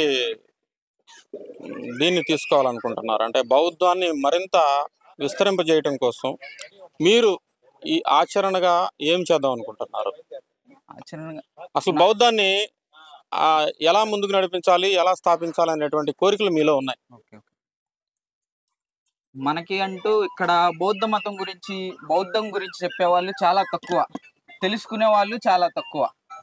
ఇలా ఇప్పుడు మన క్రైస్తవ మతం, హిందూ మతం అంటే వీధికి ఒక గుడి ఉంది, వీధికి ఒక క్రిస్టియన్ కి సంబంధించిన ఒక మసీద్ ఉంది, అవును, ఒక చర్చి ఉంది, అన్ని ఉన్నాయి. కానీ బౌద్ధానికి ఇక్కడ బౌద్ధ మతం గురించి తెలియజేయడానికి మాత్రం ఎవరు లేరు. ఎటువంటి ఆరామాలు ఏది లేదు, ఆరామాలు లేవు. ఇలా బౌద్ధ మతం గురించి తెలియదు ఒక వ్యక్తి కూడా లేరు. అవును. మనం తెలుసుకున్న వాళ్ళం ఏం చేయాలంటే, తెలియని వాళ్ళకి కూడా మనం పరిచయం కనుక చేస్తే వారికి కూడా ఆలోచన వచ్చి వారు కూడా అవే కాదు ఇది కూడా ఒకటి ఉంది అని తెలుసుకుని వారు కూడా మారే అవకాశం ఉంది. సో మనం తెలుసుకున్నాము, మనకి తెలిసింది ఒక నలుగురికి పంచి ఆ నలుగురు కూడా మంచిగా అలా చేయాలనేది నా ఉద్దేశం. సో ఈ సమాజానికి బౌద్ధం అవసరం అని చెప్తున్నటువంటి మీరే ఇది ఎందుకు చేయకూడదు? ఇప్పుడు క్రైస్తవులకు ఒక చర్చ్ ఉన్నట్లుగా, హిందువులకు ఒక టెంపుల్ ఉన్నట్లుగా, లేకపోతే ఇస్లాంకి ఒక మసీద్ ఉన్నట్లుగా మీరే ఈ బౌద్ధానికి ఒక ఆలయాన్ని ఎందుకు నిర్మించకూడదు? అక్కడ ఒక మాంక్ని ఎందుకు మీరు నియమించుకొని మీరు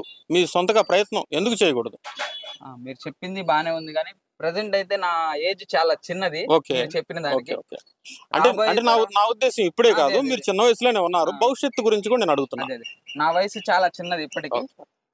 రాబోయే తరాల్లో గనక నేను కొద్దిగా ఎదిగి ఇలా చేయగలిగే అవకాశం నాకు వస్తుంది. సో కనుక ఆ టైం కనుక వస్తే నేను కంపల్సరీగా చేస్తాను అనమాట. కంపల్సరీగా చేస్తాను. ఆ ఆలోచన ఇప్పటికీ నాకు ఉంది. కాకపోతే నా వయసు ఇంకా చిన్నది కాబట్టి అంత పనులు నేను ఇంకా చేయలేను.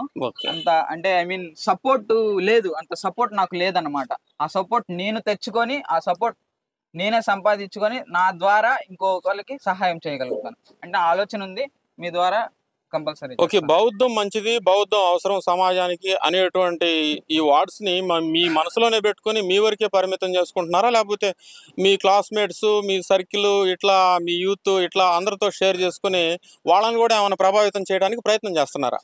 లేదు, అంటే అందరికీ చెప్తే బౌద్ధం అనేది అందరికీ చెప్పాల్సిన విషయమే. కొంతమందికి చెప్తేనేమో అట్టహాసంగా ఉంటది, కొంతమంది ఏమో నవ్వుతారు, కొంతమంది ఏమో బౌద్ధం ఏంట్రా, హిందూ మతం గొప్పది అంటారు, కొంతమంది ఏమో బౌద్ధం ఏంట్రా, మా క్రిస్టియానిటీ గొప్పది అంటారు, కొంతమంది ఇస్లాం గొప్పది అంటారు. ఎవరికి వారిది గొప్పది కావచ్చు, కానీ వారితో పాటు దానితో పాటు మనది దాంతో పాటు ఇది కూడా తెలుసుకోవాలి. ఒక ఇస్లాం అయినా కానీ మన బౌద్ధం కూడా తెలుసుకొని ఉండాలి, బౌద్ధం గురించి కూడా తెలుసుకొని ఉండాలి అని చెప్తా ఉంటాను. అంటే నా ఉద్దేశం ఏంటంటే, మీరు వాళ్ళు ఆల్రెడీ కమిట్ అయి ఉన్నారు కాబట్టి ఒక మతంతో వాళ్ళ దగ్గరికి వెళ్ళి మీరు చెప్పి వాళ్ళని మార్చే సాహసాన్ని మీరు చేయడం ఎందుకని చెప్పేసి ముందుగానే మీకు మీరే ఆపుకుంటున్నారా, లేకపోతే చేసే ప్రయత్నాలు చేసి విఫలమయ్యారా? అంటే ఎట్లాగా? ఒకరిని మార్చే ఉద్దేశం అంటూ లేదు, ఆ. గౌతమ్ బుద్ధుడు చెప్తారు. అంటే నా ఉద్దేశం ఏంటంటే మార్చే ఉద్దేశం లేదంటున్నారు. మార్చకుండా మనకి బౌద్ధం ఎలా వస్తుంది మా ఇక్కడికి మతం మార్చకుండా? ఇప్పుడు ఏదైనా సరే ఇక్కడ ఈ మనకు పురాతనంగా చూసుకుంటే ఇక్కడ అందరూ హిందువులు, వాళ్ళు ఇక్కడ క్రైస్తవంలోకి మారబట్టి క్రైస్తవ మతం ఇప్పుడు ఉంది. అట్లాగే బౌద్ధం కూడా రావాలంటే వాళ్ళని మార్చకుండా ఎట్లా సాధ్యమైంది అని అంటున్నాను నేను. అంటే మార్చడం అంటే బలవంతంగా మార్చటం కాదు, మన బౌద్ధం బలవంతంగా మార్చడం అనేది కూడా నేను చెప్పట్లేదు. బౌద్ధం గురించి వారికి తెలియజేసి వారికి తెలియని దాన్ని తెలియజేసి వారికి అర్థమయ్యేలా చేసి వారి అంతటా వారే మారేలాగా చేయటం. అది సో అలా చేస్తున్నారా అని అడుగుతున్నా. అలా చేస్తున్నారా ప్రెసెంట్ అయితే మీ యూత్ లో? అంటే ప్రెసెంట్ అయితే యూత్ లో అనేది మీ సర్కిల్ ఫ్రెండ్స్ కి ఇలా చెప్తాను గానీ వారు ఆలోచించి నిజమే అని వారు ఇంపాక్ట్ చేయలేకపోతున్నారు. ఓకే ఓకే, ఖచ్చితంగా దాన్ని గుర్తించి వారి గురించి తెలిసిన వాళ్ళు ఇంపాక్ట్ అయ్యి మారతారు. వాళ్ళు దాన్ని గుర్తించి ఖచ్చితంగా వాళ్ళు మారతారు. దాన్ని గుర్తించి ఖచ్చితంగా మీ కోరిక నెరవేరాలని చెప్పేసి మనకి క్లాప్స్ మీడియా మనస్ఫూర్తిగా ఆహ్వానిస్తుంది. Thank you very much brother, nice talking you. Jai Bhim, నమో బుద్ధాయ. జై భీమ్, నమో బుద్ధాయ. నేను కరెంట్ బోర్డులు, స్విచ్ బోర్డులు. ఓకే ఓకే, ఎలక్ట్రీషియన్ గా పనిచేస్తారు. ఓకే ఓకే, ఎలక్ట్రీషియన్ గా పనిచేస్తారు, మంచిదండి. ఇప్పుడు మీరు కూడా ఏం చదువుకున్నారండి మీరు? మా అమ్మ మా నాన్నగారు చేపలు పట్టేవాడండి మా నాన్నగారు. ఓకే ఓకే ఓకే, నేను ఎంఏ బిఈడి వరకు చదువుకున్నాను. Very good very good, super. అయితే ఎంఏ అనేది తెలుగు చేశాను, బీఈడీలోనేమో సోషల్ చేశాను. అయితే ఎంఏలోనేమో టెట్ పాస్ కాలేదు, బీఈడీలోనేమో సోషల్ టెట్ పాస్ అయ్యాను. బీఈడీలో నాకు స్కూల్కి కట్టడానికి ఫీజు నాకు రానప్పుడు అన్నయ్య సహాయం అడిగాను, అన్నయ్య సహాయం చేశాడు. మా రాచగిరి మధుసూదనరావు మా బ్రదరు, దాన్ని కూడా కంప్లీట్ చేశాను. అందుకని అది కూడా కంప్లీట్ అయిపోయింది. ఇది నా జీవితంలో అది కూడా ఒక భాగం అయిపోయింది. ఇలాగా అతను నాకు సీనియర్, నా ఫ్రెండ్ అయినటువంటి బాలాజీ మాస్టర్ బెస్ట్ ఫ్రెండ్ నాకు. మీకు మ్యారేజ్ అయిందా? నాకు కూడా మ్యారీడ్ అయింది.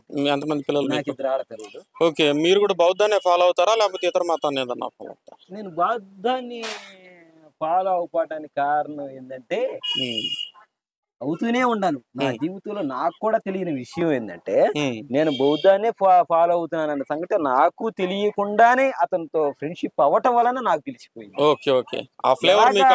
ఏంటంటే నా ఫ్రెండ్ సమాసం చేస్తున్నాను బాలాజీ మాస్టర్ గారు, ఇతనితో కూడా మా ఓన్ అన్నయ్య కాబట్టి ఆ ప్రభావాలు నా మీద పడుతూనే ఉన్నాయి. ఎలా జరుగుతున్నాయి అని అంటే నాకు 2 ఆడపిల్లలు, 2 ఆడపిల్లలు, కానీ నాకు వంశధారకుడు లేడు అనేది ఒక రాక్షసత్వము నాలో నుంచి ఒకడు బయటకు వస్తానే ఉండాడు. ఒక అతను బయటకు వస్తాడు, వంశధారకుడు కావాలి.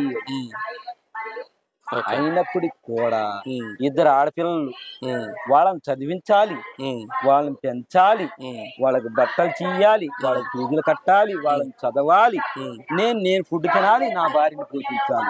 ఇవన్నీ ఎలా జరుగుతాయి? నేను కష్టపడితే అని అనుకున్నాను, అలానే చేస్తున్నాను. ఇది అలానే చేస్తున్నాను కానీ ఏనాడు కూడా అతన్ని 1 రూపాయి కూడా అడగల. ఓకే బాలాజీ గారు బౌద్ధ సాంప్రదాయం ప్రకారం ఈ కార్యక్రమాన్ని నిర్వహించడం మీకు ఎలాగుంది? నాకైతే చాలా సంతోషంగా ఉందండి. ఒకానొక సందర్భంలో ఏం జరిగిందంటే బాలాజీ మాస్టర్ గారు మేము 10th క్లాసు రాఘవేంద్ర ట్యూటోరియల్స్ అని చెబ్రోలో స్థాపించబడింది. అది బాలాజీ మాస్టర్ గారు ట్యూషన్ కి ఒకనొకప్పుడు రాలా. నజీర్ మాస్టర్ గారు చెబ్రోలో అతను మాస్టర్ గారు ఏమన్నారంటే నన్ను అనిల్ అనే కుర్రోడిని సైకిల్ మీద పంపించాడు. బాలాజీ మాస్టర్ గారు బాలాజీని వెళ్ళి పిలుచుకొని రండి అన్నాడు 10th క్లాస్ చదివేటప్పుడు.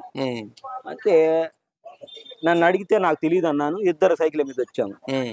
సైకిల్ మీద వస్తే అతను ఒంటి మీద బట్టలు ఓన్లీ కండవ మాత్రమే చుట్టుకొని ఉన్నాడు. నేను వచ్చి అన్నాను, అన్న ట్యూషన్ కి నజీర్ మాస్టర్ గారు రమ్మన్నారు అని చెప్పా. సారీ బ్రదర్, ఈరోజు నాకు బట్టలు లేవు, ఓన్లీ కండువా మాత్రమే ఉంది. రేపు నా తమ్ముళ్ళు ఇస్తే, నా బట్టలు నా తమ్ముళ్ళు వేసుకున్నారు కదా, రేపు నా తమ్ముళ్ళు నాకు ఇస్తే ఆ బట్టలు వేసుకొని రేపు పొద్దున వస్తా ట్యూషన్కి అన్నాడు. అది నా మైండ్ ఫిక్స్ అయిపోయింది. అలాంటి బ్రదర్ ఇంతవరకు కూడా నాకు అసలు తగల. ఆ సిచ్యువేషన్ నాకు బ్రెయిన్ లో ఇప్పుడు కూడా పడిపోయింది. ఓకే, ఇక్కడ ఈ ఊరు మొత్తం మీద బాలాజీ గారు ఒక్కళ్ళే బౌద్ధాన్ని పాటిస్తారా, మిగిలిన వాళ్ళు ఎవరన్నా ఉన్నారా, ఇంకా ఎవరన్నా ఉన్నారా? నాకు అయితే బౌద్ధ మతాన్ని అయితే పాటించే వాళ్ళు, నేనైతే ఇక్కడ అందరితోటే తిరుగుతూనే అన్నాను, అందరితోటే మాట్లాడుతూనే ఉన్నాను, వాళ్ళ ఇళ్లలో కూడా వెళ్తుంటాను, అందరూ చూస్తుంటాను. బాలాజీ మాస్టర్ గారు ఒకళ్ళు, మా బ్రదర్ ఒకడు, వీళ్ళు ఇద్దరు కాంపిటీషన్ బాగా ఇక్కడ మీటింగుల్లో వాళ్ళిద్దరు కాంబినేషన్ లో ఏదన్నా కానీ బౌద్ధ రన్ అవుతా ఉంటది ఈ గ్రామంలో. బౌద్ధ ఈ సూచనలు, ఈ సలహాలు, ఈ దానిపైన ప్రచారం గాని ఇక్కడ కొంతమంది ఇళ్లలోనే ఇతని ఫోటో కంపల్సరీగా ఉంటుంది. నేను ఒకనొక సందర్భంలో ఒక ఫంక్షన్ కి హాజరైనప్పుడు ఇతని ఫోటో ఉంది. ఏందమ్మా ఇతని ఫోటో ఉంది అని అంటే, మీ అన్నయ్యే కదా, మాకు గొప్పవాడు అంబేద్కర్ కంటే అని చెప్పేసి అంబేద్కర్ బొమ్మను మా అన్నయ్య బొమ్మ దగ్గరగా పెట్టి టీవీ పైన పెట్టి ఉండయి. నేను ఈ బజార్లో 3-4 ఏళ్లలో చూశాను. నాకు ఆశ్చర్యం వేసింది. అలాంటి సంఘటనలు ఉండే నాకు. సంతోషం అండి. Thank you very much for your cooperation. Thank you sir.